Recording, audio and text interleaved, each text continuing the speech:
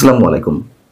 প্রিয় দর্শক, দেশের অন্যতম সেরা একজন অর্থনীতিবিদ, জনতা ব্যাংকের সাবেক চেয়ারম্যান ডক্টর আব্দুল বারকাতকে বৃহস্পতিবার গভীর রাতে তার ধানমন্ডির বাসা থেকে গ্রেপ্তার করা হয়েছে।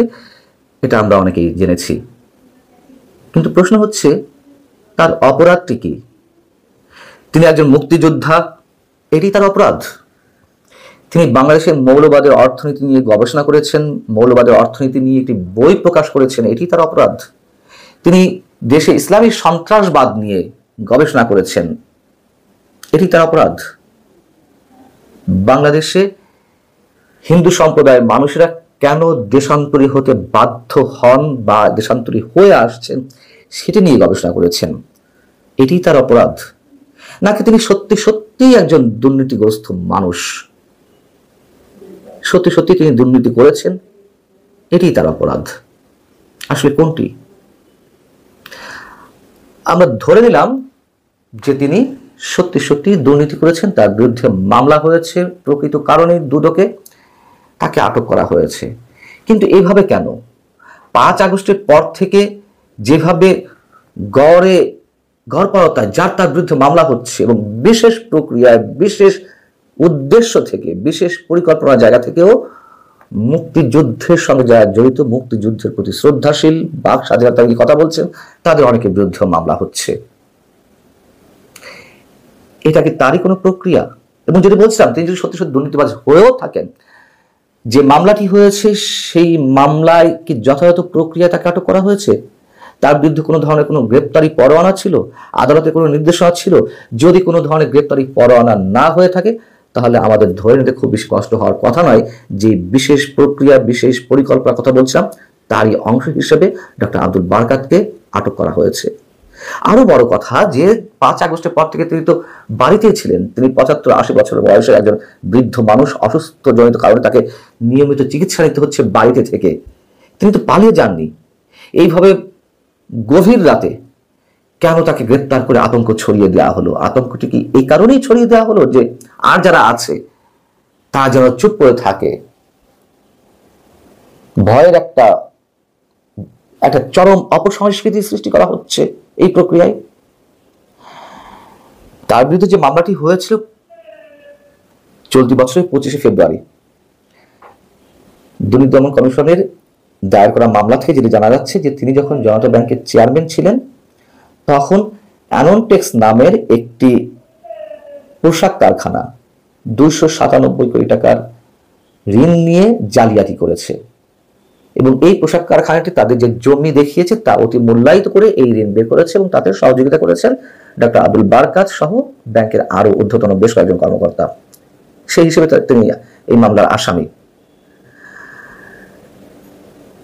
দুর্নীতি দমন কমিশন বরাবরই বিগত সরকারগুলো রাজনৈতিক হাতিয়ারে পরিণত হয়েছিল। যে কাউকে রাজনৈতিকভাবে হয়রানি করতে চট করে দুর্নীতি দমন কমিশনে একটি মামলা করে দেওয়া যায় এবং তারই অংশ হিসেবে দেখছি আমরা, তার অংশ হিসেবে না, বিগত সরকারের সব ধরনের দৃষ্টান্ত ছাড়িয়ে যাওয়া হচ্ছে।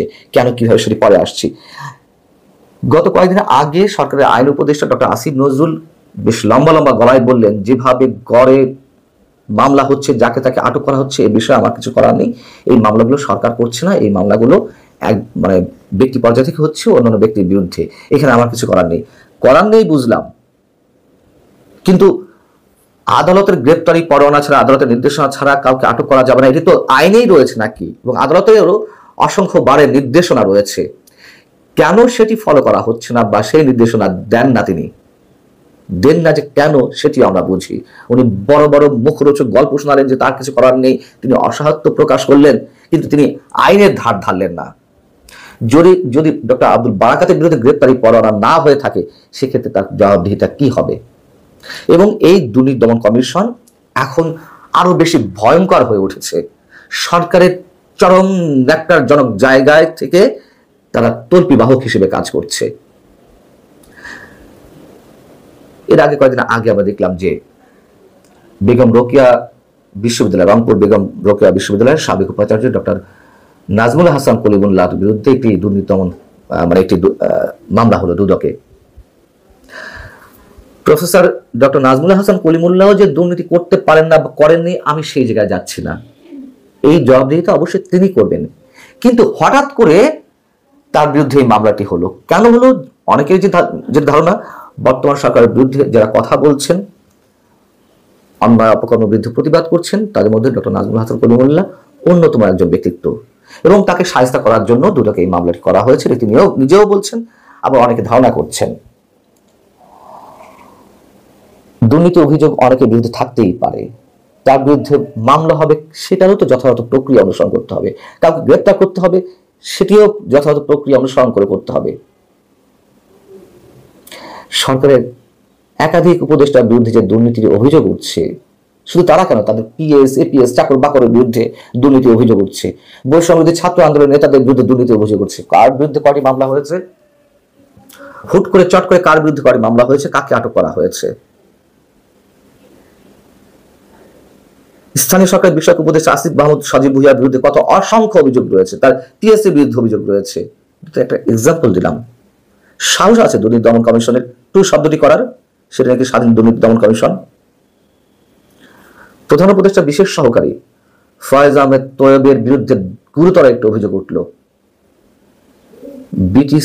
বিটিসিএল এর পক্ষ থেকে ইন্টারনেট পরিষেবা দেওয়ার জন্য যে 26 টেরাবাইট ব্যান্ডউইথ কেনার কথা, সেখানে 126 টেরাবাইট কেনা হচ্ছে, এবং যেখানে 165 কোটি টাকার মধ্যে সব ধরনের খরচ মেটানোর কথা, সেখানে 326 কোটি টাকা বাজেট করা হচ্ছে, লুটপাট করা হচ্ছে প্রায় 200-250 কোটি টাকা। এবং এই বিষয়ে দুর্নীতি দমন কমিশনের পক্ষ থেকে তদন্তের একটা উদ্যোগ নেওয়া হয়েছিল, সেটা নাকি প্রধান উপদেষ্টার বিশেষ সহকারী ফয়েজ আহমেদ তৈয়ব ফোন দিয়ে থামিয়ে দিয়েছেন সেই তদন্ত কার্যক্রম। এমন অভিযোগ তো পত্রিকাতে এসেছে, তথ্য প্রমাণ সহ। যদিও ফয়েজ আহমেদ তৈয়ব পরবর্তীতে তিনি নিজেকে ডিফেন্ড করেছেন, ডিফেন্ড তো করতেই পারেন, যদি করেন, মানে তার বিরুদ্ধে মিথ্যা নিউজ হয়ে থাকে, পারলে করেন তো কোনো অভিযোগ সেই পত্রিকার বিরুদ্ধে, যদি সৎ থেকে থাকে চ্যালেঞ্জ করেন, তো অ্যাকশন নেন, তো দেখি কেমন পারেন। পারবেন না তো, যদি না পারেন তাহলে আমরা ধরে নিচ্ছি যে কথা সত্য, এবং এইগুলোর বিরুদ্ধে দুর্নীতি দমন কমিশন কিছু করে না, তখন এইগুলো চোখে দেখে না। আমি বুঝাচ্ছি যে এই মুহূর্তে এই অবস্থায় গিয়ে দাঁড়িয়েছে, এবং এই কথা তো সত্য যে ট্রান্সপারেন্সি ইন্টারন্যাশনাল বাংলাদেশ টিআইবি নির্বাহী পরিচালক ইফতেখারুজ্জামান তিনি আরো কয়েক মাস আগে বৈষম্যবিরোধী ছাত্র আন্দোলনের নেতাদের বিরুদ্ধে অভিযোগ করেছেন যে দুদকে এখন ফোন যায় তদন্ত থামানোর জন্য, অনেকের বিরুদ্ধে যে তদন্ত কার্যক্রম শুরু হয়েছে বা নেওয়ার কথা, সেগুলো থামিয়ে দেওয়া হচ্ছে। তো ফয়েজ আহমেদ তৈয়ব যে তিনি এই বিটিসিএল এই বিষয়টি থামিয়ে দেওয়ার চেষ্টা করেছেন, সেটি অস্বাভাবিক কি? এই কথাগুলো এই কারণে বললাম যে ডক্টর আব্দুল বারাকাতের বিরুদ্ধে যে মামলাটি হয়েছে এবছর 25 ফেব্রুয়ারি, সেটা দুদকই করেছে।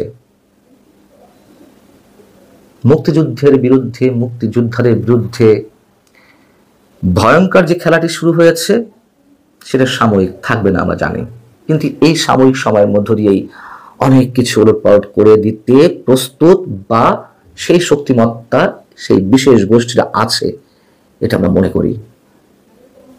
এবং সম্ভবত ডক্টর আব্দুল বারাকাতকে যেভাবে নাজেহাল করা হলো বা হচ্ছে, এটি তারই একটি অংশ, এবং অদূর ভবিষ্যতে এই ধরনের ভয়ঙ্কর অনেক বিষয় আমাদেরকে দেখা হতে পারে, দেখা লাগতে পারে, অস্বাভাবিক কিছু নয়। আসসালামু আলাইকুম রহমতুল্লাহি ওয়াবারাকাতুহু।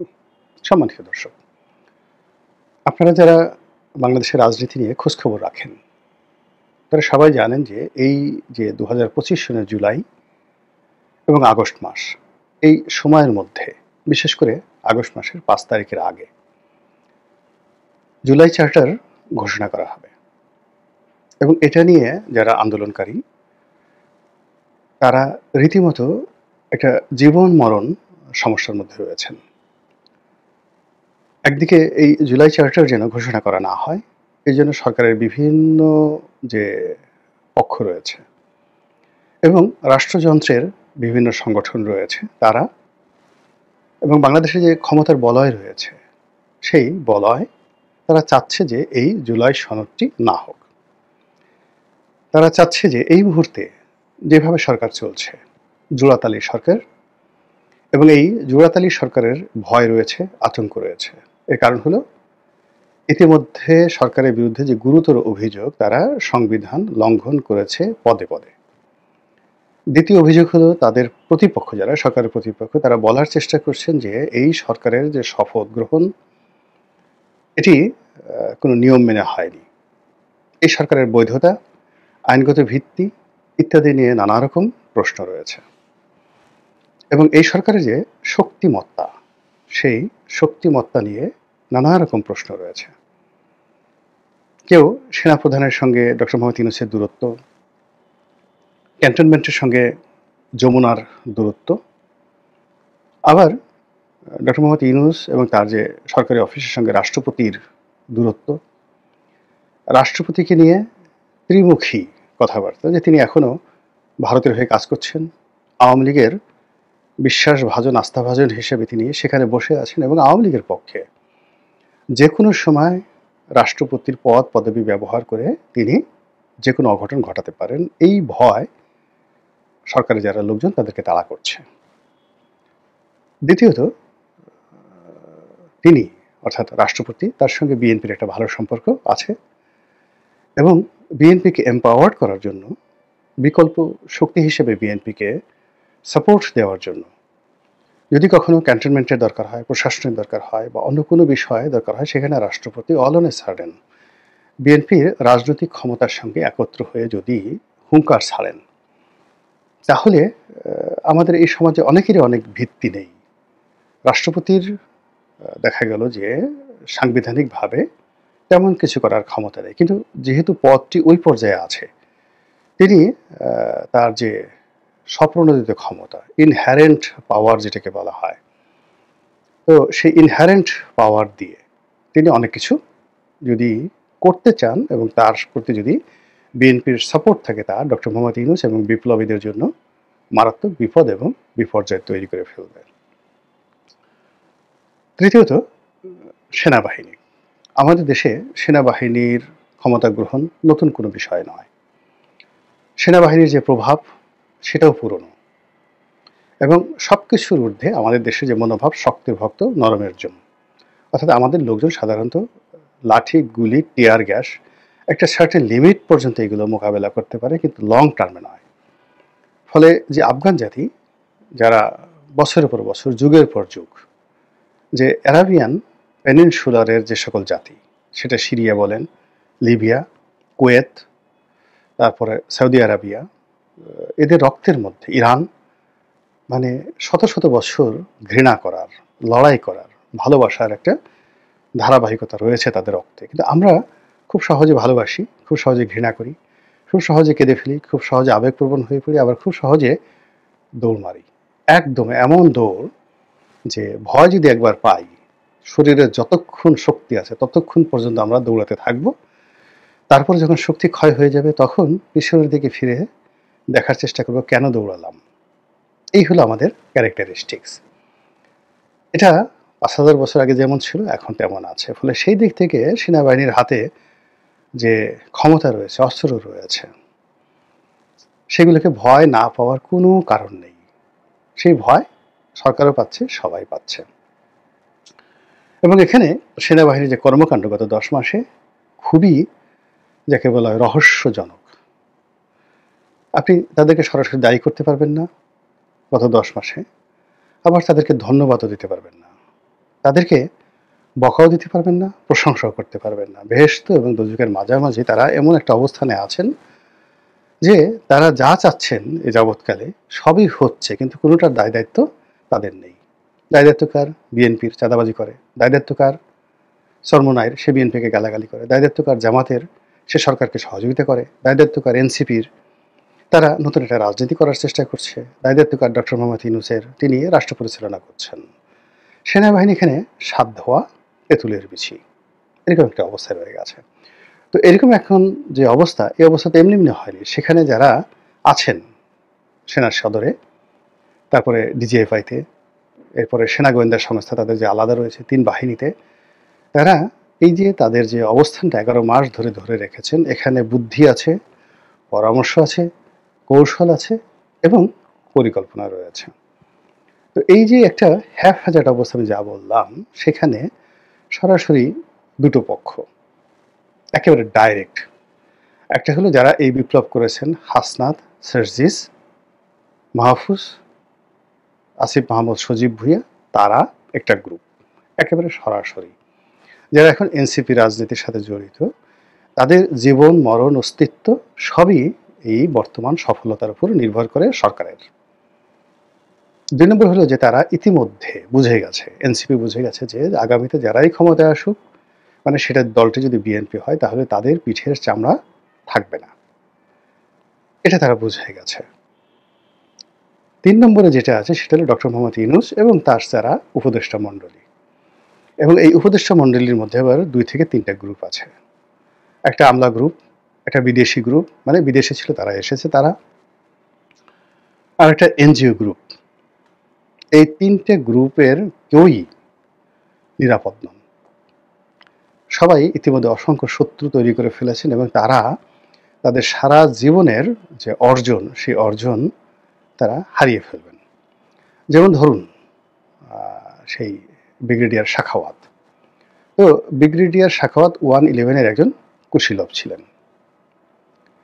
তো সেই 111-এর কুশীলব হিসেবে তিনি ওই সময় বিএনপির অফিসে তালা দেওয়া, আওয়ামী লীগকে ক্ষমতায় আনা এবং 1/11 সরকারের সঙ্গে বিএনপির যত দূরত্ব, ইনক্লুডিং তারেক রহমান সাহেব এবং বেগম জিয়াকে মাইনাস করার ক্ষেত্রে নির্বাচন কমিশন যে ভূমিকা পালন করেছে, এবং বাংলাদেশের স্বাধীনতার পরে কোনো নির্বাচন কমিশনার ব্রিগেডিয়ার সাখাওয়াতের মতো এত ক্ষমতাধর, এত প্রভাবশালী ছিল না। এবং গত 15টি বছর ধরে আওয়ামী লীগের জমানাতে তিনি কোনো ক্ষমতাধর না হয়েও যেভাবে ক্যান্টনমেন্ট, তার নিজের ব্যক্তিগত প্রথম আলো এবং দেশি বিদেশি যে চক্র রয়েছে তাদের মধ্যে তিনি যেভাবে তার দাপট বজায় রেখেছেন, এটা বিএনপিকে প্রতিটা মুহূর্তে শুধু খুঁচিয়েছে।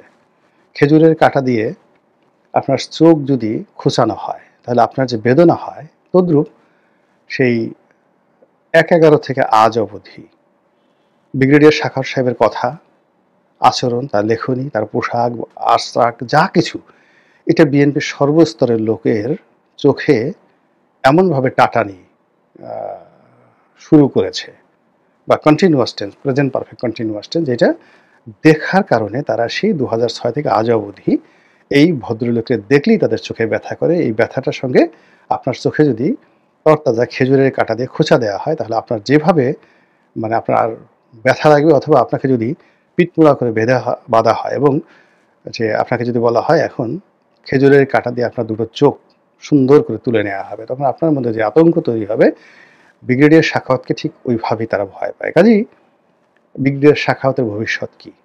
বিএনপি যদি ক্ষমতা আছে, যেখানে 100% বিএনপি ক্ষমতায় আসবে নির্বাচনের মাধ্যমে, তো এখানে বিএনপি যেভাবে বসে নেই, ব্রিগেডিয়ার সাখাওয়াত সাহেব সেভাবে বসে নেই। ফলে কি হচ্ছে, আমরা যা কিছু দেখছি তার বাইরে আরও ইতিহাস আছে, আমরা যা কিছু দেখছি তার বাইরে অনেক গল্প আছে, আমরা যা কিছু শুনছি তার বাইরে অনেক কবিতা আছে। এবং তেমনি একটি কবিতার নাম হলো এই জুলাই আগস্ট বিপ্লবের চার্টার। যারা এই বিপ্লবের অংশীজন, সেটা পিনাকি ভট্টাচার্য বলেন, সেটা ফরহাদ মাজহার বলেন, সেটা প্রথম আলোর আমার দেশের সম্পাদক মাহমুদুর রহমান সাহেব বলেন, সবারই 1 নম্বর দাবি যে জুলাই আগস্টের বিপ্লবের একটা চার্টার তৈরি করতে হবে এবং সেই চার্টার অনুযায়ী সরকার পরিচালিত হবে। এটা তাদের একটা প্রেশার। আপনি চিন্তা করুন যে ডক্টর মোহাম্মদ ইউনূসের যে প্রেস সচিব শফিকুর রহমান বা শফিক, উনাকে নিয়ে কি ইমেজ তৈরি হয়েছে। বিএনপি ক্ষমতা আসলে কি তাকে চুমু দেওয়া হবে, তাকে কোলে নিয়ে ওয়া ওয়া চোয়া চোয়া করা হবে? বলেন তো। এখন তিনি কি চাইবেন? তিনি কি বিএনপির কাছে সেফ এক্সিস্ট চাইবেন? প্রশ্নই আসে না। তিনি চাইবেন জুলাই চার্টার হোক, তার সেফ গার্ড থাকুক, তার ভ্যান গার্ড থাকুক, তার জন্য একটা নিরাপত্তা বলয় তৈরি হোক।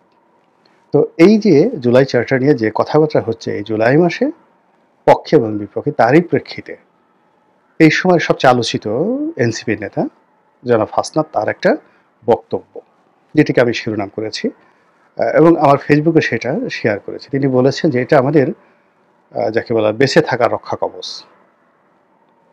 এটা কোনো কবিতা নয়, মানে জুলাই। তখন আমি বললাম যে আমি একমত। তো আমি এই জন্য এই ভিডিওটা করছি যে এখানে যারা আছেন, হাসনাত সার্জিস থেকে শুরু করে যারা, তাদেরকে যদি বেঁচে থাকতে হয়, তাদের অস্তিত্ব যদি বজায় রাখতে হয়, তাহলে তাদেরকে অবশ্যই জুলাই চার্টার লাগবে। এর কোনো বিকল্প নেই। নির্বাচন আজ হলো, কাল হলো, তাতে তাদের কিচ্ছু আসে যায় না। এনসিপি হলো না হলো কিচ্ছু আসে যায় না। এনসিপি জিতলো বা হারলো কিচ্ছু যায় না, তাদের আসে যায়। এনসিপি ক্ষমতা থাকলো বা ডক্টর মোহাম্মদ ইউনূস ক্ষমতা আরো 5 বছর থাকুক বা না থাকুক, তাতেও তাদের কিছু আসে যায় না। এদের সবার বয়স 30-এর নিচে।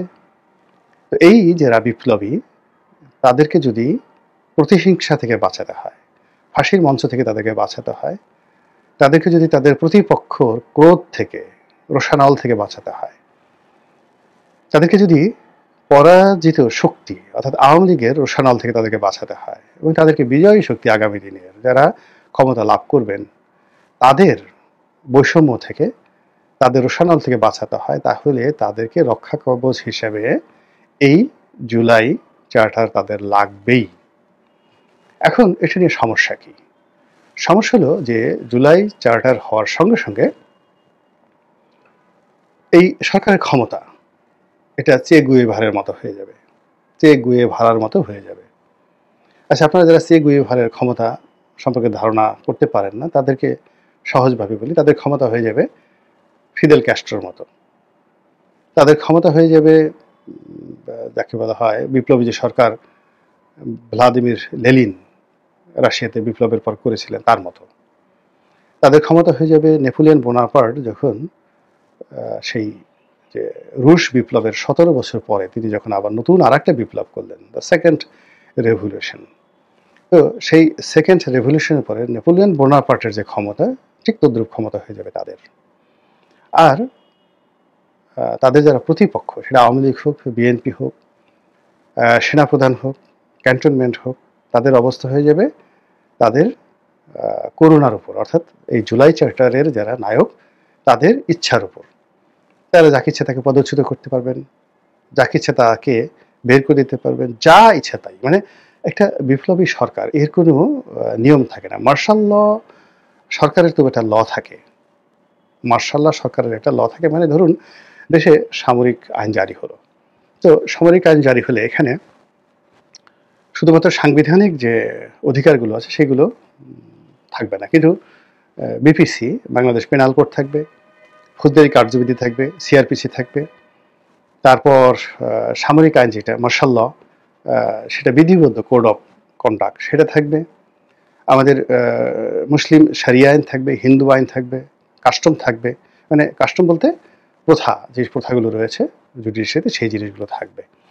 কিন্তু বিপ্লবী সরকার যখন হবে তখন নো ল, নাথিং। বিপ্লবের অধিকর্তা যিনি, তার হুকুমি ল, তার ইচ্ছা, ডিজায়ার, সেটাই ডিগ্রি। তিনি যেভাবে বলবেন সেভাবেই হবে, যেটা এই বাংলায় হয়নি।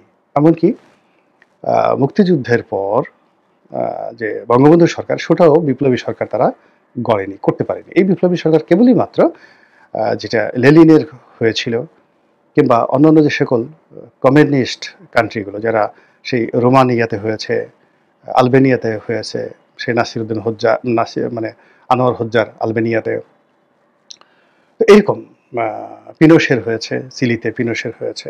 তো এইরকম একটা বিপ্লবের পরে বাংলাদেশে যে একটা নতুন সরকার গঠন হবে, সেই সরকারে ডক্টর মোহাম্মদ ইউনূস তিনি প্রধানমন্ত্রী হবে না রাষ্ট্রপতি হবে, তার ক্ষমতার কাল কত, মেয়াদ কত, এইগুলো নিয়ে এখন এই যে আমরা যে কথাবার্তা বলছি, এই কথাবার্তা বলার আগে আমাদের দাঁতগুলো যদি কেউ খুলে ফেলে, কেউ একটা উফ শব্দ করতে পারবে না। তো এরকম একটা জায়গা তৈরি করার জন্য এই জুলাই আগস্টে, অর্থাৎ আগস্টের 5 তারিখে টার্গেট করে এক পক্ষ চেষ্টা করছে করার জন্য, আর এক পক্ষ চেষ্টা করছে সেটা না করার জন্য। ফলে পর্দার আড়ালে কি হচ্ছে একটু ভাবার চেষ্টা করুন, বোঝার চেষ্টা করুন। আল্লাহ আমাদের সবাইকে হেদায়েত দান করুন এবং হেফাজত করুন। আসসালামু আলাইকুম ওয়া রাহমাতুল্লাহি ওয়া বারাকাতুহু।